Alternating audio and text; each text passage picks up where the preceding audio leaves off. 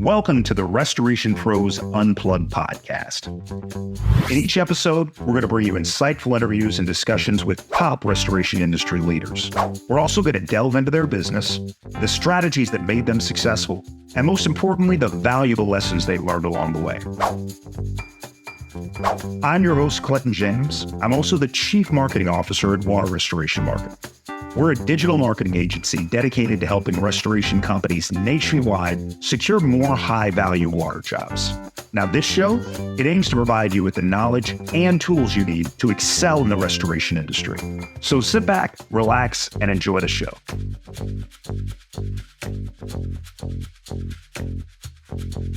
Hello, and welcome to the Restoration Pros Unplugged podcast. I'm your host, Clinton James. I'm also the Chief Marketing Officer over at Water Restoration Marketing. It's my pleasure today to be joined by Keith Lewis. Keith, thanks for being on. Thanks, Clint. Appreciate it. Now, Keith is the owner of a few businesses in the restoration space. The one we're going to be talking about today is the restoration entrepreneur. So, Keith, do you want to give the audience an idea of the services that the restoration entrepreneur provides? Sure. So, Restoration Entrepreneur is a 12-year-old company. They originally started coaching just TPA. And over the last 3 years, my partner and I, Corey Hancock, have grown into pretty much every facet of the restoration business. We have different levels of coaching, basically based on time. We've got an entire syllabus, but we don't stick hard and fast to the syllabus. We let the client drive the conversation. We answer as many questions as possible, but we always have a goal. It's helping people with organic marketing, helping people with marketing in general overall, building a business. We've got a lot of new guys that come to us that want to start from scratch. We've got a lot of guys with 10, 15, and 20 years experience that want to build up their books for sale, or they just need help. They're in a rut, but we can take you in many different directions. Okay. Give us a little bit about your personal journey. How the hell did you end up in the restoration industry? So I've been in construction restoration for 20 years. And 3 years ago, I wanted to add something on. And I actually ran into Jack Dennison, who's the former retired owner of the Restoration Entrepreneur. He started this, as I said, 12 years ago. But Jack was specifically in one area, that was building TPA. He would help guys get on TPAs, which are third-party administrators. And that's all he did. Then Corey and I took the business over. Jack retired. And we kept saying, guys are asking us a lot of questions. Like, I need to hire a sales guy. What should I do? Or we're having problems with email marketing or AdWords. What should I do? So we just started to add a course on just different lectures or different opportunities. So instead of guys working with us for 3 months to get on with doing TPAs, a lot of guys have literally been on with this from day one. Some guys come on for 5 or 6 months and go on their way and learn what they need to learn. Some guys have us on a consultancy. It all depends on what the client needs. We just have to really help them get to the next level successfully. And then it's up to them. A lot of guys have been with us a long time because we might start off with an organic marketing program. Then they grow a little bit. They need a salesperson. We help them with that. Then they start hiring more people. Corey and I have been in the industry a long time. We have job descriptions ready to go. What type of people fit that match the best? Like perfect example of salespeople.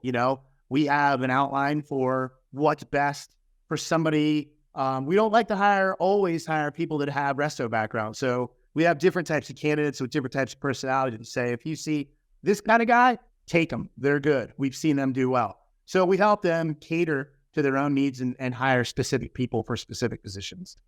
Keep going after that, might be marketing. We also do site, for example, right now we got a guy that's in Texas, got a $450,000 fire job. He's been a contractor for a long time, but he's only been in resto for like a year. Had a lot of different unique characteristics, very expensive home, almost a $500,000 resto job. The home was spray foam, also had a lot of stone on the interior. So they were doing a lot of things internally. We came up with a plan that worked with the foam supplier on how to remediate the foam, how to encapsulate what was there, how to put it back, just a lot of different things like that. So we'll work with somebody too. You pick up a big job, whether it's residential or commercial, and you might have oversold the job a little bit, which we all do, but then we help you quote it properly and get that job positioned correctly to make good margin, but also do the right thing. Get it taken care of correctly so that you make it through inspections and everything meets code and everything meets the requirements by the insurance company. Since you were physically located in Florida, and Corey, I believe, is located in what, Tennessee? Yeah. Okay. So how do you guys handle working with a restoration company on a project remotely? Is it a lot of phone calls? Is it a lot of Zoom meetings? A lot of phone calls, and believe it or not, we've done business in every one of the 50 states. And right now we've got a lot of clients in California, Texas. For some reason, we have a bunch up in the Minnesota, Minneapolis area. And then we've got people all over the country. We have a couple guys in Hawaii. And basically what it breaks down to is this. Every once in a while, Corey will go out and see guys. Typically, I do everything, since it's mostly marketing that I handle, over the phone and Zooms. Okay. But Corey has really done a great job, especially with newer guys. So if we have somebody that, for example, and we'll get into this more on, who fits the best with the program, but we have a lot of carpet cleaners that come to us, a lot of plumbers that see the profitability because they're sourcing jobs for resto guys for so many years. Right. And finally they realize, why am I sending this stuff out? I'm giving away hundreds of thousands of dollars, but what do I do? That's where we enter. We'll help you through it with procedures, with personnel, just with general questions. And back to original question, we have somebody up in the Minnesota area, came to us as a plumber. He's grown his business significantly over the last couple of years. And what he would do, and this is where Corey started it all, he'd literally close a deal. He'd get a lead from you guys, for example. He would get a lead that comes in, he'd call Corey, say, Corey, got a lead. We've got some water damage in this customer's house. Go to the house, meet and greet the customer, say, hey, thank you. And literally say, if the customer's there, hey, do you mind if I get my office manager on the phone? No problem. Corey gets on. He's the office manager, walks him through the whole job. They FaceTime, use a video camera, walk through, look what we have over here. We've got some water intrusion here. Maybe we've got some mold there. This is what we've got going on. And then they'll literally talk with the homeowner in the room, say, you need this much drying equipment, or, this is what we need as far as the technical aspect of the job. We can help you with your insurance if you'd like us to. We're here for that as well. Then basically he'll walk out, get in the truck and say, all right, Corey, what do I need to do? You need to do an estimate for this, this, and this. Submit it to the client, go back to the customer, keep me on speed dial if you need me. But he'll go in as the office manager or one of the managers and help literally sell the job on the site with the client. And after you do that 3 or 4 times, you've got really good footing of what needs to be done. And of course, if you run into something that's a little bit heavier, then, get Corey on FaceTime, say, hey, hang on, let me call my office manager. And then Corey will come in and literally stand there, Corey, the client, the homeowner, and say, okay, this is what we need to do.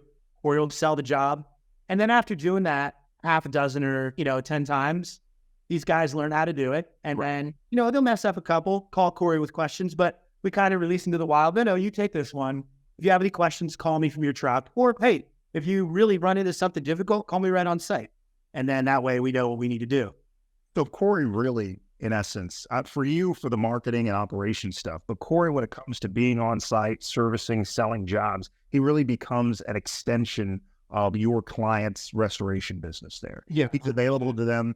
From what I've heard, he's available pretty much 24/7 to the clients that you got. So but at the 10 p.m. and 11 p.m. calls, but if it's a good opportunity, Corey won't care, man. He won't care. It's 10 o'clock at night and it's a hotel. He wakes up with bells on his feet. All right. So in terms of services, you guys are helping the new restoration company, the guy that's transitioning maybe from a different niche, whether it's plumbing, carpet cleaning and upholstery, and so on. What level of service do you primarily start those clients with versus what levels of service do you traditionally start an existing restoration company that might be more established and might already have the experience necessary to sell and deliver on the actual restoration? So we're about 60% of people that have experience, but have only been in the business from 0 to a year. Okay. So carpet cleaners, contractors that want to transition, plumbers, people that, I don't know why, but we've had several people go through the course that were former financial guys. They were accountants. And we have a gentleman named Dan up in the Minneapolis area. Cold turkey, never lifted a hammer in his life. Had done taxes for so long, he wanted to get in the restoration industry and start a MIT company. And we were like, man, you're crazy. Like, just start a MIT company. You have zero experience. You know, we all know how competitive MIT is anyway. And he said, no, I want to do it. Eventually, we talked him into adding, the rebuild side, which he subbed out. And Dan was with us for quite a while. And he was just a really natural, comfortable person in front of people. But ironically, like, you know what you do? We refer a lot of people to you. We really like the Google Ads model. However, he was really good. He had no problem getting up at 6 o'clock in the morning and going to plumbing supply houses and calling on plumbers. And till this day, that guy has a book of business with plumbers. He would go Christmas, he would spend several $1,000s on bourbon, give all his best customers bottles of bourbon, like just a really good people person, create a lot of relationships. And I mean, the last time we spoke to Dan, just in a business sense, he coached with us for, I think, 8 months. And then he started really getting the hang of it. Very fast learner. And we still keep in touch. I call him all the time with things about marketing because he's so creative and we bounce ideas off of each other. Awesome. But interestingly enough, I mean, I think his business now, I don't even think he's been in business 2 years. And I think he's over 2 million already. He started cold turkey with an accounting background. Well, that kind of segues into my next question for you. But who is your ideal candidate for either a person new into the restoration business or someone that's a little bit more established that, I don't know, maybe they're looking to take their business to the next level? So can you kind of describe the average or the ideal client avatar of you guys? I hate to say both, but so we had so many great young guys that came in as plumbers, carpenters, and things like that did super well. For us, they are the best success stories. Okay. But we have a company in New Jersey. It's well over $3 billion. They're on a permanent consultancy with us. They just keep us on all the time and meet with Corey and I twice a month. Yeah. We have another client that just rolled on. They're in North Carolina. 2 best friends, resto guys. They're in the Research Triangle Park area. Okay. I believe they're over $7 billion. And about 6 months ago, they kind of just said, we love you guys, but like, we're there. Like, we don't need your calls. Like, we love it, but we'd really like to just move on now, like that's a great success story. I know. And then we almost went into business with them. Like, we were that tight with those guys where we were looking at starting other locations, but it's 2 guys. In the end, they were literally setting up the business for potential sale. And right now, every day, Corey and I are waiting to get the phone call that they sold to private equity. So I know they're going to be cashing out soon. I just don't know how soon. So, it's just, we have everything from several million to guys that have a truck and 2 drying pieces of drying equipment. So everything in between. There is a huge amount of private equity money moving into the restoration space. I did an interview with a longtime client of mine. His name's Scott Whitaker. He owns the Restoration One in Spokane, Washington. He just recently sold about 85% of his business into a private equity firm. They are retaining him. I'm sure he's got a very nice, cushy salary to go with that, and his family is set for life. So, all right. So we've talked about the guys that have entered the program. They've ran with it. They've had great success. Some of them are still with you. Some of them have kind of moved on and kind of growing their business on their own. Let's talk about pitfalls, though, because not everybody is successful when they get into the restoration space. So what do you think are some of the biggest pitfalls that new restoration companies fall into that keep them from getting going, getting successful, getting consistent work coming in? They're not willing to talk to a consultant or a coach. Okay. I see this a lot on the resto side, but we own an estimating company too. And there's people that call us every single day with questions. And I'm like, dude, just jump in the coaching course. Or we even offer kind of ad hoc coaching. You come in with a $400,000 job and you're in on, over your head. You may not even be a client of ours, but you come in and say, hey, will you work with me on this one deal? I want to get paid. I want to make sure the insurance company pays me at the end, because we've all heard horror stories where somebody gets you a $200,000 or $300,000 job and they get a $60,000 check. So we'll even work ad hoc on a project, but we've got to help people get out of their own way. And we're we're very affordable. It's not like it's an expensive task, but I've got plenty of guys that call me with questions that won't jump in the course. And, if it's a very small percentage of the deal in the low thousands of dollars and it's a $400,000 deal, I mean, are you really losing anything? If you mess up the deal, you stand to lose a whole hell of a lot more than $1,500, So that's the biggest problem, is getting guys to understand. And I mean, our track record is phenomenal. I mean, over the years, we've lost 2 customers, one of which was for somebody that grew too much. Other people just get to the end and just say, hey, I'm good for now. I'll call you guys back with questions, which we're like, hey, call me anytime. I'm not going to say, hey, I need your credit card. You call us with questions after you go through our course. By all means, me or Corey are going to answer your question to the best of our ability. But a lot of guys just need to be willing to work and learn other methods.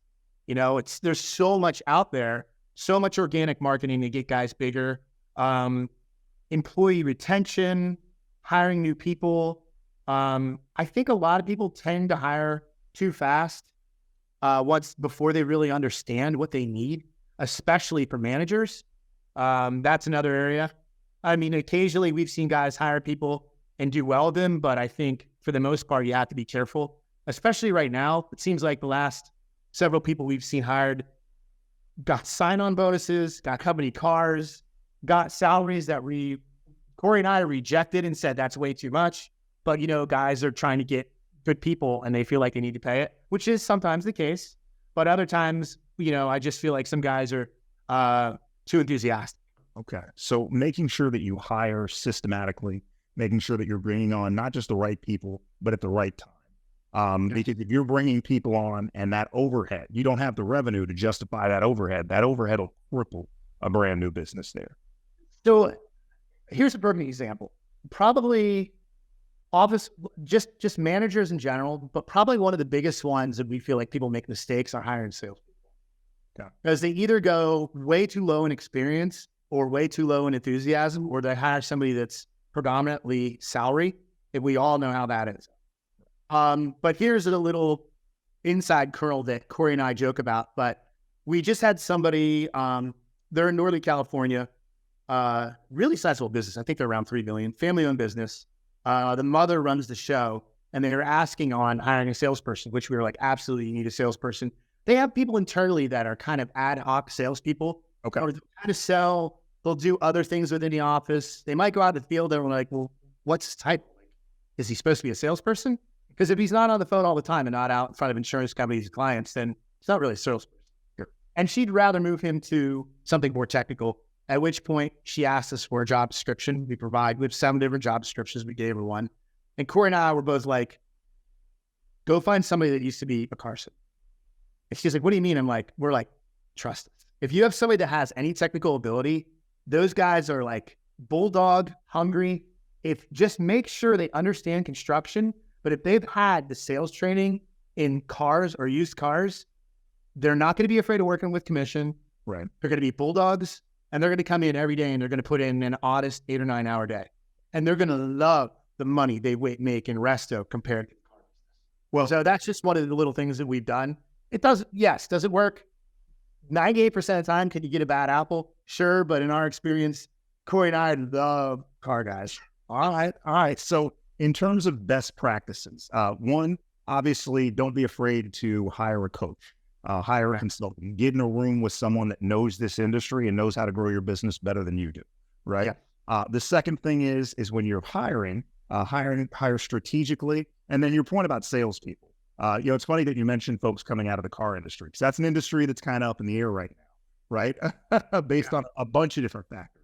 So are there any other best practices besides hiring and besides finding yourself a good coach or somebody that can kind of mentor you through starting a restaurant? Are there any other best practices that you can suggest for new restoration companies that are looking to get off the ground? Right now, it's growth and being persistent with organic marketing. That's your own community and your own network. Yeah. We all feel very strongly internally that you've got to not work your own network as in your family and friends. It's not what I'm talking about. But you need to get out in the community. You need to get in front of a lot of plumbing supply houses. You need to have your act together with repeated follow-up visits with insurance companies. You need to have your organic marketing on point and getting out there in front of those clients to have that first initial phase of your business working all the time. Then once you have some of that coming in, we feel like the AdWords like you enforce that. And that's when you really start to scale and grow. Right. And that's when you really start to explode.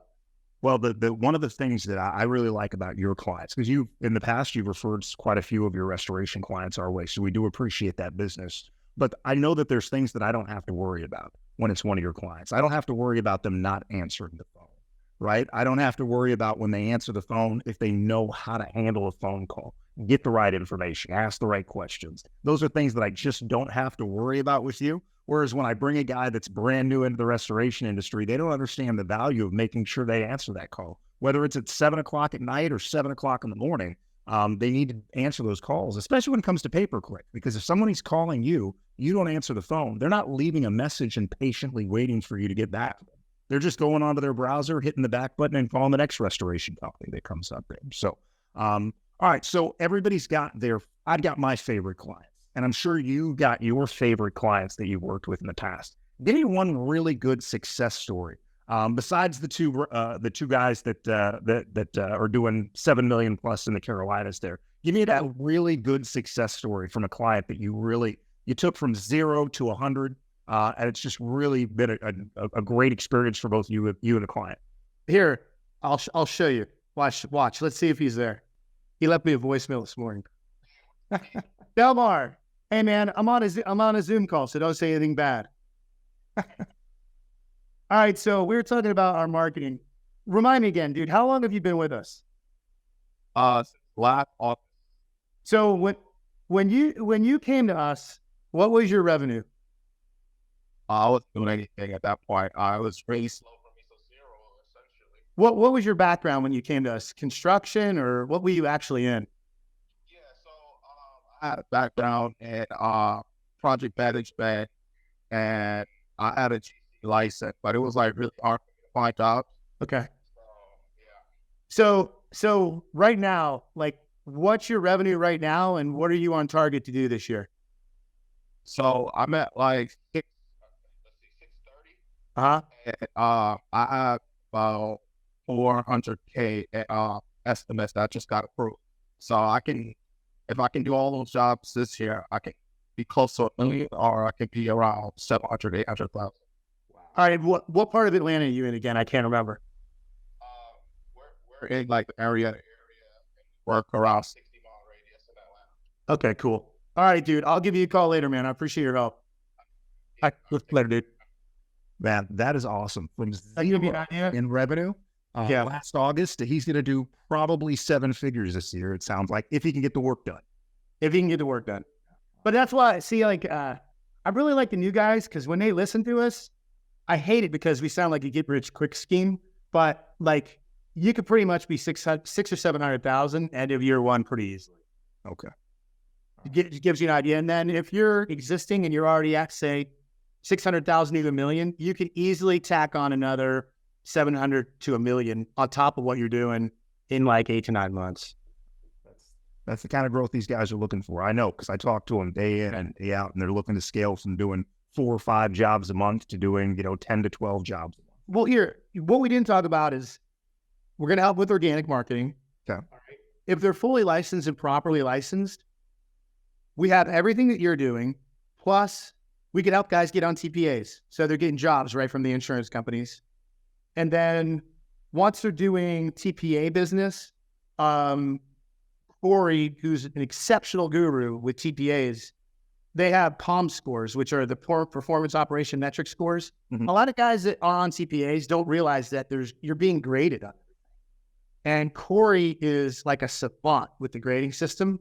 He helps guys keep their grades right so they keep getting more or taking business away from other contractors that don't have as good a grade for them. So Corey would love you to keep your scores up to continue getting business from insurance companies, which also helps when they're getting business from you and it's the same insurance company.